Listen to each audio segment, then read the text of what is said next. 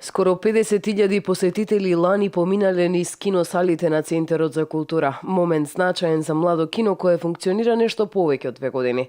Раководството се надева дека со понудите кои ги добиваат на стартот на 2016-та ќе понудат и квантитет и квалитет. Месец февруари веќе започнува едно друго раздвижување, ако јануари беа дел од оскаровските наслови, продолжуваме со тие филмови, но сепак веќе доаѓаат и некои блокбастери, не знам, Боговите на Египет, продолжението на Зулендер, филмот за новиот акцијски херој Дедпул, така бројни наслови интересни и се она од година во година сегментот на дистрибуција е позитивно што се подобрува и бројот на наслови се зголемува. Нема да ја запостават ни издавачката дејност. Минатата година во тој поглед беше навистина успешна, бидејќи имавме ги продуциравме новите албуми на Фолтин и на Љубојна и уште на неколку други проекти, така да и таа издавачка дејност и оваа година сега ќе биде запазена, но не би можел сега конкретно да